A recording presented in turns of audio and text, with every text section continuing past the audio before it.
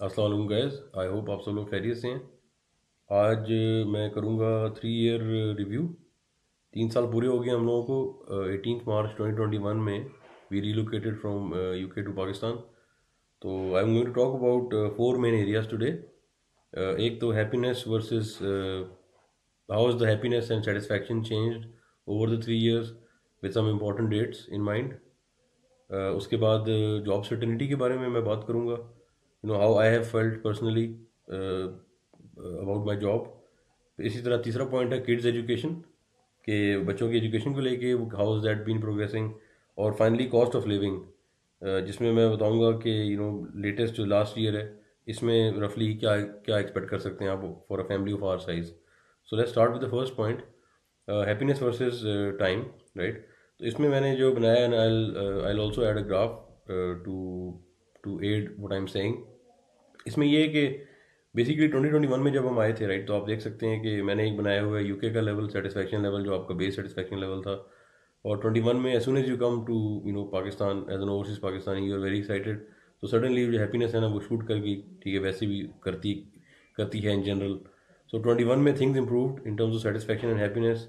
The first year was okay, very good, no problem from that point of view. But 22 में जब political uncertainty आई तो उसके बाद वो ग्राफ नीचे नीचे जाना शुरू हो गया, ठीक है। The year 22 was pretty bad in that sense. और फिर 9th मई के बाद और ज़्यादा स्टीप उसमें वो आया, because obviously the scenario wasn't very conducive, right. Overall जो पाकिस्तान की इन्वायरमेंट थी, it was थोड़ा सा ज़ाहिर है हर तरफ सिक्योरिटी इश्यूज थे एट्सेट्रा। सो जो हालात थे वो उनको ज़हन में रखते हुए एक स्टीप डिक्लाइन आया इन सेटिस्फैक्शन। आप नोट किया होगा मेरे ब्लॉग भी काफ़ी कम हो गए थे, because I just not feel like talking about anything related to Pakistan उस पॉइंट पे। लेकिन फिर 8 फेब जो है इलेक्शन डे, उसके बाद आई वुड से कि things have improved in terms of moral, and I think I happiness wise, satisfaction wise we are back to 2022। तो एंड होपफुली इंशाल्लाह, लाइक मैंने पहले भी कहा था कि विद पॉलिटिकल स्टेबिलिटी अभी ये जो है टसलिंग और कशमकश ख़त्म हो, और we should move on progressively, इसमें से निकलें, राइट। ये तो that would be better for Pakistan and for everyone. तो ये है जी happiness versus dates, how things have changed. उसके बाद जॉब सर्टेनिटी की बात अगर करें तो उसमें ये है कि बड़ा इंटरेस्टिंग एस्पेक्ट है कि जिस तरह मैं आया था, I am still working for the same employer. So in essence होता ये है कि once you are employed with an existing employer और आप उसी के साथ रहते हुए रिलोकेट करते हैं, सो जॉब जॉब वाइज ज़ाहिर आप उन्हीं के साथ काम कर रहे होते हो, तो आपको पता है कि इनके साथ मैं काम कर रहा हूँ, और वो it's easier to transition like this, right. Transition is assuring. लेकिन ये आपके जहन में कॉन्स्टेंटली होता है कि यार what if I have to find a new job, तो क्या मुझे इन अरेंजमेंट्स पे, इन टाइमिंग्स पे इस तरह रिमोट जॉब मिलेगी। आई थिंक लगता तो ट्रिकी है, because I don't think UK की अगर जो जॉब्स भी आती हैं वैसे इफ यू सी, तो जनरली वो कह रहे होते हैं हाइब्रिड वर्किंग या fully remote, but UK based, इस तरह की बातें आ रही होती हैं। तो आपके पास आई थिंक नई जॉब का, I would say the most difficult would be to find a new remote job in a similar kind of thing, कि आप एज इफ आप यूके में, राइट। वो तभी हो सकता है कि आप ट्रांजिशन करें जिस तरह मैंने किए। उसके अलावा आपके पास क्या है कि आपका जो ओल्ड बॉस है, for example, if they go and they start a new startup etcetera, या कोई नई हो, और आपके जो रेफरेंसेस हैं उनके थ्रू आपको कोई कंटिन्यू कर ले, तो वो एक बिल्कुल एक ऑप्शन है। थर्ड ऑप्शन है ट्यूरिंग, जिस तरह हो गया, या फ्रीलांसिंग होगी।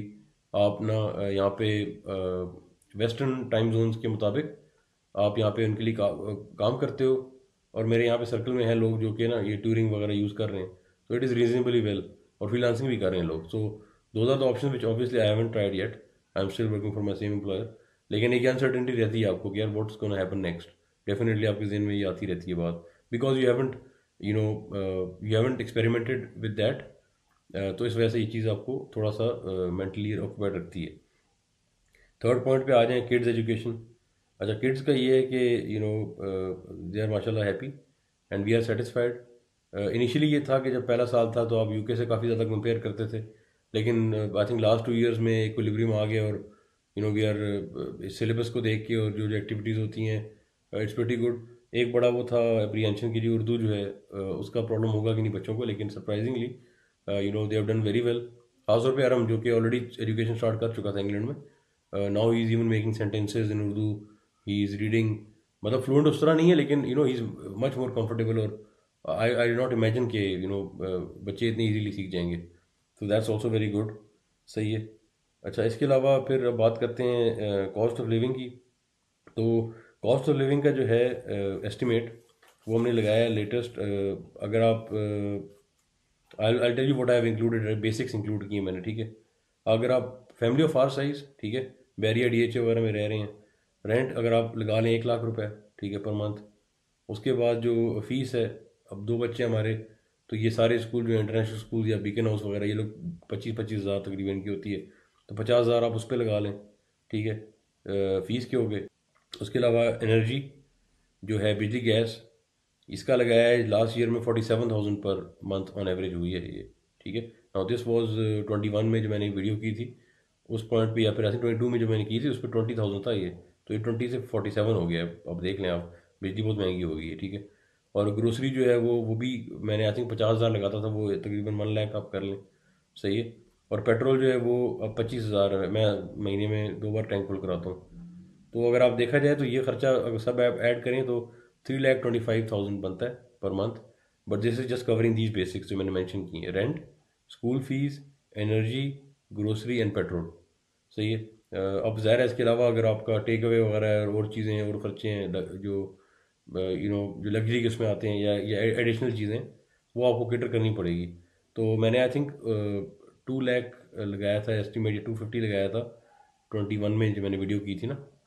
तो ये देख लें उसमें कोई 50% इंक्रीज आ गया, जो कि मैं रफली it is in line with inflation. तो ये है सीन भाई। आई होप के ये इन्फॉर्मेशन आपको हेल्प करेगी लोगों को जो अभी रिलोकेट करने का सोच रहे हैं। तो अनटिल नेक्स्ट टाइम आप सब लोग अपना ख्याल रखना। अल्लाह हाफिज़।